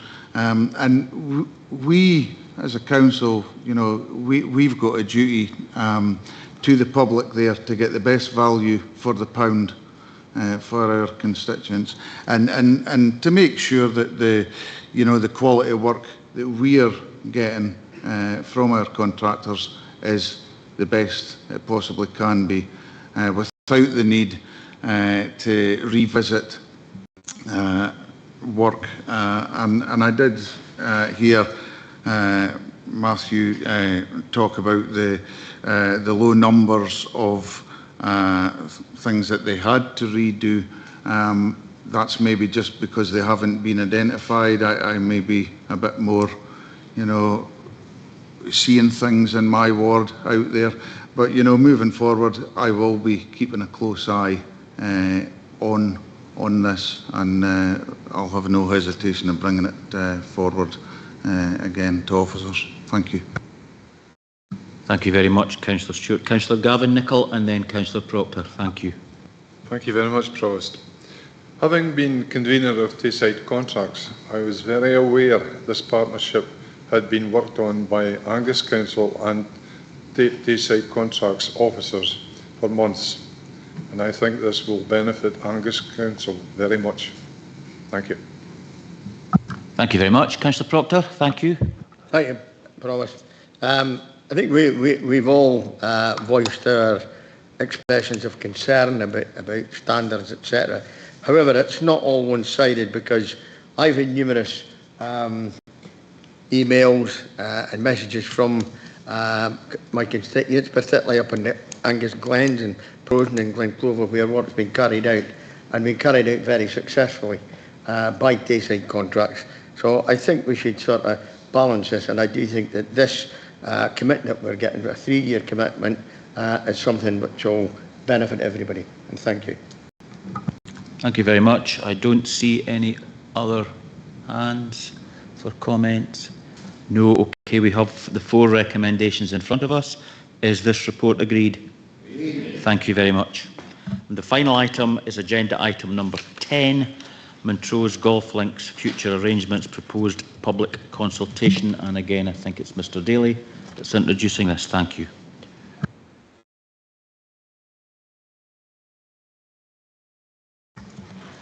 Thank you. This report provides an update on proposals for the future of golf provision at Montrose Golf Links. The proposals have now been developed to a point where it is appropriate to move to a statutory public consultations. Members will recall that a report to Council in March of this year set out the emerging position and agreed that officers would continue to engage with Montrose Golf Links Limited and the potential investors, with a further report to be brought back. Since then, there has been extensive engagement between Council officers, MGLL and the potential investors to refine the proposals, supported by external legal advice. This work has resulted in a provisional head of terms for a lease of Montrose Golf Links with MGLL as head tenant and the Ancient Links Golf Company as subtenant. The key elements of this are set out in Appendix 1 of the report. In addition, a provisional golf rights access agreement has been agreed with MGLL and the Ancient Links Golf Company, with the main provisions outlined in Appendix 2 of the report. Members are asked to agree the proposed lease in principle, and note that under Section 104 of the Community Empowerment Act, we are required to undertake an 8-week statutory public consultation before any final decision can be taken. Finally, members are asked to note that a further report will be brought back following that consultation, and this will provide the feedback received and confirm the final proposals and seek a decision on whether to proceed or not with the lease. Thank you. Thank you very much, Mr. Daly. We'll go to questions. Councillor Brace, thank you. Yes, thanks, Provost. There are 790 season tickets, according to the paper there, and I'd be fairly confident that most of those season ticket holders are either Montrose residents or live in the close proximity to Montrose. Now, Montrose Golf Links is owned by Montrose Common Good Fund. And that's quite important to me, because as far as I'm concerned, that means that, you know, Montrose residents have to benefit. And this proposal, it's not been, hasn't been Angus Council that's been pushing this. It has been the golf clubs themselves, who are made up largely of Montrose residents. They've been pushing for this, really. Would it be correct in saying that, Mr. Daly? I would say that that is correct. Just maybe to clarify slightly, it was Montrose Golf Links Limited who approached ourselves to make us aware of the interest from the investors. So I would say that that's how this was initiated, rather necessarily than the council or council officers seeking the opportunity. So yes, that I would say, in summary, I think that's a fair comment, Councillor Brace. Thank you. Councillor Bell, a question. Thank you. Thank you. Just curious, really, if a lease of this nature would incorporate a break clause, and what kind of conditions would need to be met for that? Would that be something that would be routinely considered for any party? Thanks. Yes, that's where we've been taking external legal advice in terms of what's fair and reasonable regarding that point. Bearing in mind that the potential investors will be making a very large investment, we're talking millions of pounds. So I think part of that, they need that commitment that they'll have certainty around the tenancy. So I think getting that balance correct. What I would say is that there's transparency there, and if you look at it's Appendix 1, it outlines exactly what is being proposed in terms of the clauses, the conditions with regards to the lease, and through the consultation there's the opportunity for anyone to comment on that detail. So yes, we have taken cognizance of that, and it's detailed in the report. Okay, thank you. Councillor MacDonald, thank you. Thanks, Provost. Just on that answer, Graham, on page 156, and apologies if it's answered in the report, number 9, the coastal erosion and climate risk. It mentions the agreement recognises the long-term risk from coastal erosion and climate change. Where significant exceptional costs arise due to coastal erosion, there may be provision for temporary rent relief.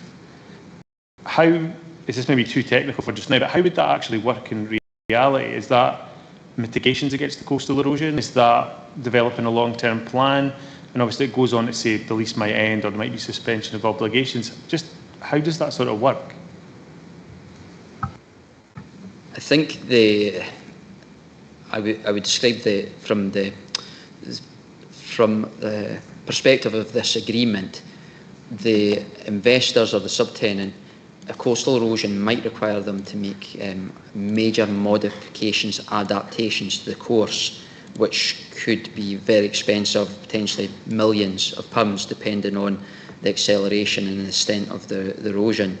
And in terms of our negotiations with them, they made what we consider a reasonable point, was that if they were forced into this unplanned spend, so they have planned spend, they're planning to invest millions of pounds in the course. However, if there's this additional unplanned spend as a result of coastal erosion, that there would be a temporary suspension of the lease, which is £30,000 is what's being proposed. And the position we've taken is that we feel that is a reasonable request.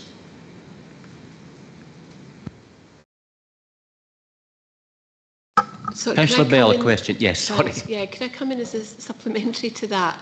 Given that there's already coastal erosion and that it wouldn't take a genius to anticipate that it's going to get worse unless there's a really drastic investment in the coastline, that ought to be part of the planned investment and therefore no rent relief would be required. Thanks. Yeah, Councillor Bell, this has been part of the discussion we've had. So there is planned investment in the course that takes into account the current erosion that's being experienced and the requirements to make adaptations to the course. But there is uncertainty about the speed and the extent. So it was really around this additional unplanned element because, you know, we're not quite sure, you know, how nature will accelerate or not the erosion of the course. Now, without maybe expanding into a different area, obviously there's plans in place to try and address and mitigate that erosion, but from the investor's perspective is they don't have absolute certainty that of the success of that, and I think understandably from their position they're saying as well, in the event that they have to have this significant unplanned spend, the suspension of the lease, the rent, is a fair term to include in the agreement. So basically what I'm saying is that there is always going to be a risk, no matter what we do, that the requirement to adapt the golf course, and we've concluded that it's a fair term to include within the lease. Councillor Cheap, question, thank you. Yep, just getting back to the business model on this one, Graham.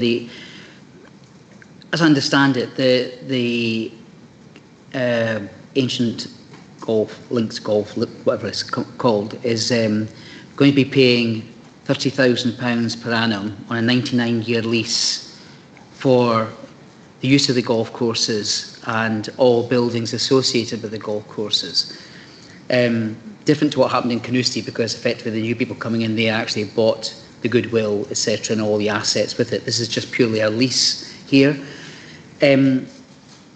So Montrose Golf Links Limited currently receive all the season ticket holder revenue, all the visitor income revenue, I guess pro shop sales, etc., in there. Their MGLL must simply remain there and simply handing all of that over as part of this lease to the Ancient Golf Links Limited.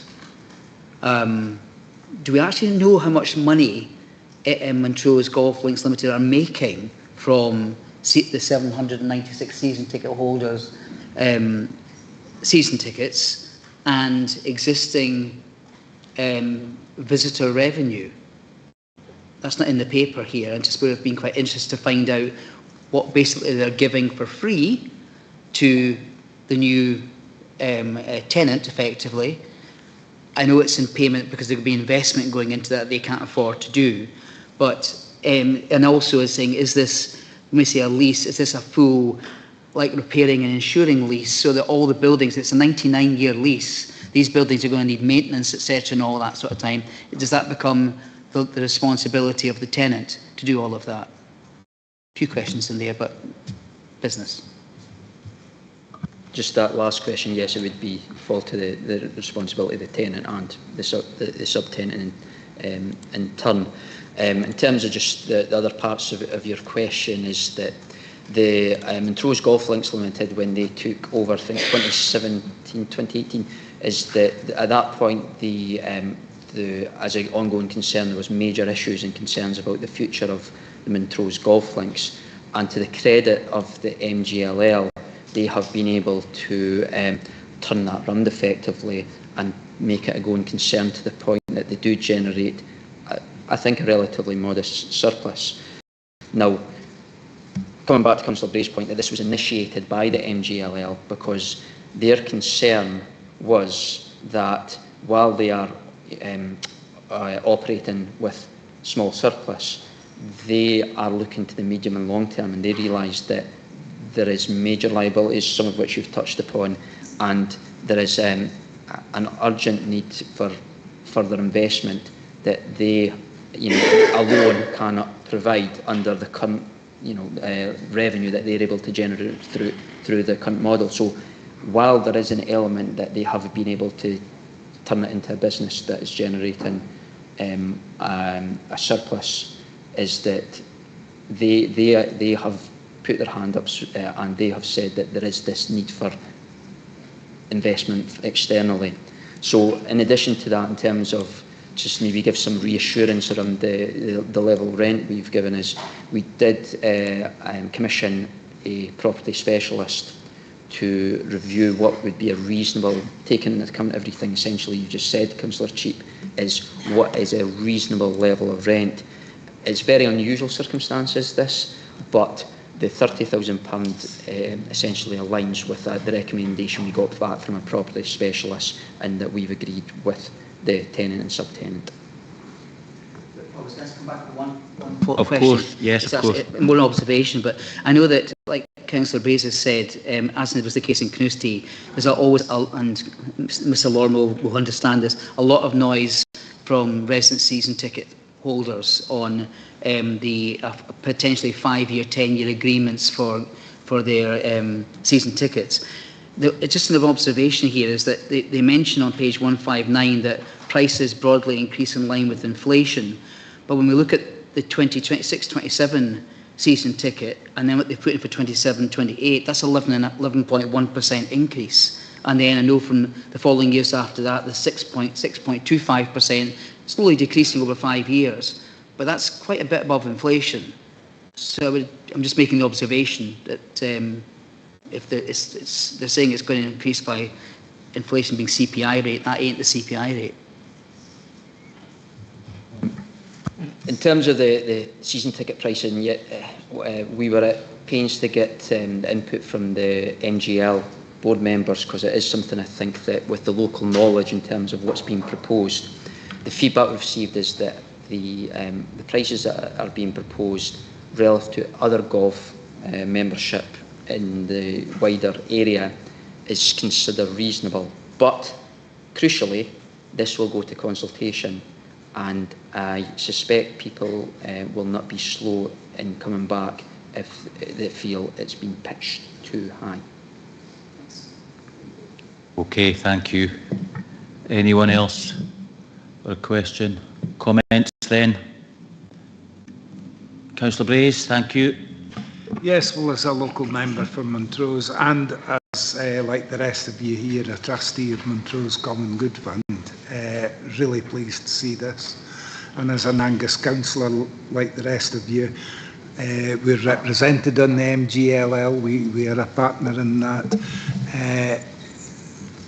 I think this is a great step forward, and I think it's necessary if the standard of the course is to be maintained and possibly even improved. The investor will, of course, intent in improving it, but I think this is the only way to really keep the existing standard in Montrose, because there is so much capital that has to be expended. Montrose Common Good Fund don't have the money to invest in their property. Angus Council, I wouldn't suggest, would be very keen to bung a whole lot of money in there, but someone is, and the golf clubs are see this as the route forward, and I'm certainly prepared to back them in the knowledge that this is going out to consultation, and if it's proved through the consultation that the actual members of the golf clubs and the general public aren't in favour of it, then we can take that into account. And always remembering you'll never please all the people all the time. Thanks. Okay, thank you, Councillor Brace. Anyone else for comments? No. Is the report agreed? Thank you very much.